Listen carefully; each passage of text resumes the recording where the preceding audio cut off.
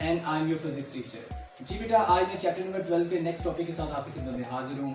Last time आपने Gauss law किया था, आज हम गॉस लॉ की एप्लीकेशंस करने जा रहे हैं और गॉस लॉ की जो एप्लीकेशंस है उसको हम सबसे पहले देख लेते हैं। जी बेटा, आज का जो हमारा टॉपिक है it is applications of Gauss law. Gauss law की 3 एप्लीकेशंस है, यानी कि गॉस लॉ को 3 मकासद के लिए इस्तेमाल किया जा सकता है। वो 3 मकासद क्या हैं उनको मैंने नीचे मेंशन किया है। सबसे पहले इसकी जो एप्लीकेशन है उसमें लिखा हुआ है intensity of field inside a hollow charge sphere, यानी कि आप एक होलो चार्ज स्फीयर के ऊपर जो चार्ज मौजूद है उसकी वजह से उसके अंदर यानी कि होलो स्फीयर के अंदर इलेक्ट्रिक फील्ड की इंटेंसिटी को फाइंड करने जा रहे हैं। राइट, क्या इस्तेमाल करते हुए? गॉसेस लॉ का इस्तेमाल करते हुए, क्योंकि it is an application of what? Gauss's law. Right, इसकी जो सेकंड एप्लीकेशन जो आप स्टडी करेंगे, जो कि नेक्स्ट लेक्चर में इंशाल्लाह हम स्टडी करेंगे, it is electric intensity due to an infinite sheet of charge, यानी कि एक आपके पास इनफाइनाइट साइज की शीट है और उसके ऊपर चार्ज डिस्ट्रीब्यूटेड है और उसकी वजह से पैदा होने वाली आप इलेक्ट्रिक फील्ड की इंटेंसिटी को क्या करेंगे? फाइंड करेंगे। किसकी मदद से? गॉसेस लॉ की मदद से। राइट, अब इसकी जो थर्ड एप्लीकेशन है it is electric intensity between two oppositely charge plates, यानी कि आपके पास 2 चार्ज प्लेट्स हैं और दोनों के ऊपर चार्ज क्या है? ऑपोजिट, यानी कि एक के ऊपर पॉजिटिव होगा और दूसरे के ऊपर क्या होगा? नेगेटिव चार्ज होगा। अब आपने उन दोनों प्लेट्स के दरमियान पाई जाने वाली इलेक्ट्रिक फील्ड की इंटेंसिटी को फाइंड करना है, लेकिन क्या इस्तेमाल करते हुए? गॉसेस लॉ का इस्तेमाल करते हुए। So it will be an application of what? Gauss's law. Right, आज हम इसकी फर्स्ट एप्लीकेशन को इंशाल्लाह डिटेल में डिस्कस करेंगे। जी, इसकी फर्स्ट एप्लीकेशन क्या थी? Intensity of field inside a hollow charge sphere. इसके टाइटल से हमें एक बात समझ आ गई कि आपने इलेक्ट्रिक फील्ड की इंटेंसिटी फाइंड करनी है, लेकिन कहां फाइंड करनी है? एक होलो चार्ज स्फीयर के अंदर फाइंड करनी है। और स्फीयर कैसा है? वो चार्ज है, यानी कि उस स्फीयर की सरफेस के ऊपर चार्ज मौजूद है। सबसे पहले इस चीज को फाइंड करने के लिए मुझे क्या चाहिए? मुझे एक होलो चार्ज स्फीयर चाहिए। तो सबसे पहले हम इस होलो चार्ज स्फीयर को क्या करने जा रहे हैं? सपोज करने जा रहे हैं। तो ये हमने लेट किया हुआ है कि let a hollow charge sphere of radius r, यानी कि मेरे पास एक होलो चार्ज स्फीयर है और उसका रेडियस क्या है? r। राइट, अब उसकी सरफेस के ऊपर एक पॉजिटिव चार्ज यूनिफॉर्मली डिस्ट्रीब्यूटेड है, यानी कि अगर आपके पास एक स्फीयर है तो उसकी जो बाहरी सतह है, बाहर वाली जो सरफेस है, उसके ऊपर पॉजिटिव चार्ज यूनिफॉर्मली डिस्ट्रीब्यूटेड है। अगर वो पॉजिटिव चार्ज यूनिफॉर्मली डिस्ट्रीब्यूटेड है तो हम कहेंगे कि ये होलो स्फीयर चार्ज है, यानी कि ये चार्ज होलो स्फीयर है। राइट, अब ये चीज मैंने यहाँ डायग्राम के अंदर आपको रिप्रेजेंट की है। अगर आप ये जो ब्लैक कलर का आपको स्फेरिकल सरफेस आपको नजर आ रही है, ये स्फीयर जो ब्लैक कलर का आपको नजर आ रहा है, ये वो होलो चार्ज स्फीयर है जिसकी यहाँ बात की जा रही है। राइट, इसका जो रेडियस है, लेट अगर ये इसका सेंटर है, राइट, तो इसका जो रेडियस है it is what? r। Right, इसके सेंटर से इसकी सरफेस का जो डिस्टेंस होगा वो इसके रेडियस के इक्वल होगा, वो मैंने r से रिप्रेजेंट किया होगा। राइट, अब चूंकि आपने यहां क्या फाइंड आउट करना है? इंटेंसिटी ऑफ फील्ड फाइंड करनी है, यानी कि इलेक्ट्रिक फील्ड इंटेंसिटी फाइंड करनी है। किसका इस्तेमाल करते हुए? गॉसेस लॉ का इस्तेमाल करते हुए। क्यों? क्योंकि ये एक एप्लीकेशन है किसकी? गॉसेस लॉ की। अगर आप गॉसेस लॉ लगाना चाहते हैं तो गॉसेस लॉ में ही मैं आपको एक चीज बता चुका था गॉसियन सरफेस के बारे में। तो यहां आपको एक इमेजिनरी क्लोज्ड सरफेस क्या करनी पड़ेगी? सपोज करनी पड़ेगी। क्या लगाने के लिए? गॉसेस लॉ लगाने के लिए, क्योंकि ये गॉसेस लॉ की रिक्वायरमेंट है और गॉसेस लॉ क्लोज्ड सरफेसेस पे ही अप्लाई होता है।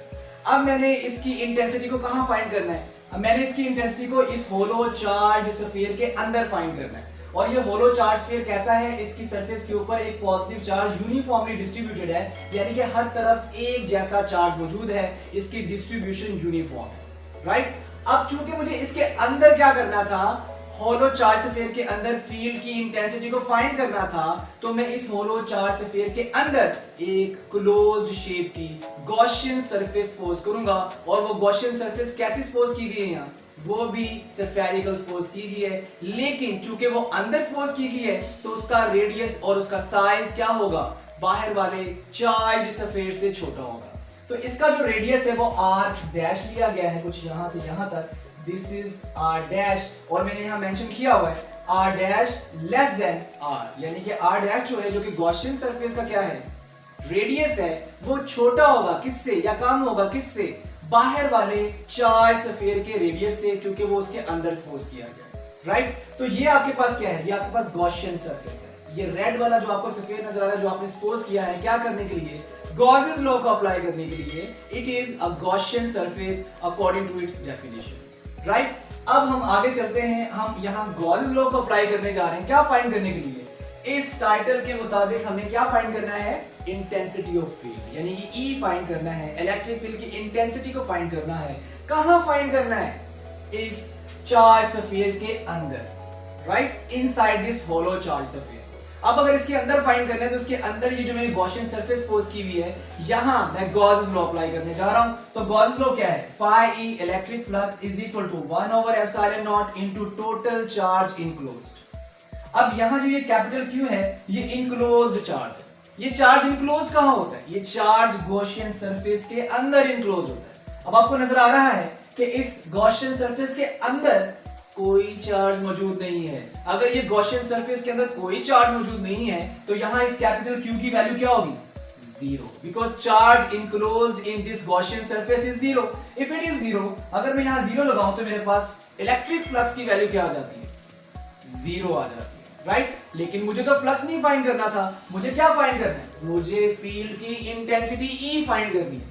तो इलेक्ट्रिक फील्ड की इंटेंसिटी E फाइंड करने के लिए मैं यहाँ इलेक्ट्रिक फ्लक्स की डेफिनेशन के मुताबिक उसका मैथमेटिकल रिलेशन यूज करूंगा। वो क्या था, it is dot product of what, electric field intensity and the vector area on that surface, जिस सरफेस के ऊपर आप इस फ्लक्स को फाइंड करने जा रहे हैं, राइट। तो यहाँ मैंने इसको E डॉट A के इक्वल लिखा। अब यहाँ अगर फाई E जीरो के इक्वल है तो E डॉट A भी जीरो के इक्वल होगा। तो अगर ये जीरो के इक्वल है, इट मींस इन दोनों क्वांटिटीज में से किसी एक क्वांटिटी का मैग्नीट्यूड क्या है, जीरो है।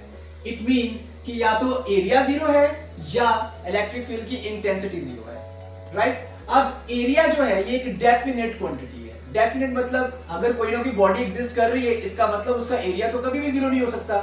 बॉडी ऑब्वियसली यहाँ एग्जिस्ट कर रही है, स्फीयर यहाँ एग्जिस्ट कर रहे हैं, इट मींस इसका एरिया कभी भी जीरो के इक्वल नहीं होगा। लेकिन अगर इन दोनों का प्रोडक्ट जीरो के बराबर आ रहा है, इन दोनों में से किसी एक वैल्यू का तो जीरो होना बनता है, तभी ये वैल्यू जीरो के इक्वल आएगी। वो आपके पास कौन सी वैल्यू होगी, वो इलेक्ट्रिक फील्ड की इंटेंसिटी होगी। इट मींस अगर इन दोनों का प्रोडक्ट जीरो के इक्वल है तो इस होलो चार्ज स्फीयर के अंदर फील्ड की इंटेंसिटी क्या होनी चाहिए, जीरो होनी चाहिए। इफ एंड ओनली इफ आपके पास वहां फ्लक्स की वैल्यू क्या आएगी, जीरो आएगी, राइट। अब यहां अगर मैं इस इलेक्ट्रिक फील्ड इंटेंसिटी को जीरो पुट करता हूं तो मेरे पास ये कंडीशन जो है ये फुलफिल हो जाती है। इसका मतलब एक होलो चार्ज स्फीयर के अंदर इलेक्ट्रिक फील्ड की इंटेंसिटी क्या होगी, जीरो होगी, राइट। यही चीज मैंने यहाँ रिजल्ट में मेंशन की हुई है, electric intensity inside a hollow charge sphere is equal to what, zero. ये इंटेंसिटी हमने किसकी मदद से फाइंड की है, गॉसेस लॉ की मदद से फाइंड की है। It means it is an application of Gauss's law कि हम एक होलो चार्ज स्फीयर के अंदर, एक होलो चार्ज स्फीयर की इनसाइड में इलेक्ट्रिक फील्ड इंटेंसिटी फाइंड करने के काबिल हो, राइट। जी बेटा, इसके साथ ही आज का टॉपिक हमारा खत्म होता है। इंशाल्लाह मैं बहुत जल्द नेक्स्ट टॉपिक के साथ आपकी खिदमत में हाजिर होऊंगा। चैनल को सब्सक्राइब कीजिए और बेल आइकॉन पर जरूर क्लिक कीजिए। अपना बहुत सारा ख्याल रखिएगा। अल्लाह हाफिज।